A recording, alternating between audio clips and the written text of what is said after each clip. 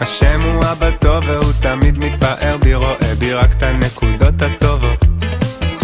רואה שאני רוצה להיות טוב רק לא יוצא לי, וחסרות לי כולה כמה תפילות. והשם הוא גם ראה את הרצון שהיה לי, שניסיתי לא אמרתי נואש. רואה בביזיון שלי במר שהרגשתי, איך התחלתי כל פעם שוב מחדש. והשם יתברך תמיד אוהב אותי ותמיד תמיד אוהב אותי ותמיד יהיה לי רק טוב, ויהיה לי עוד יותר טוב ועוד יותר טוב ועוד יותר טוב ועוד יותר טוב.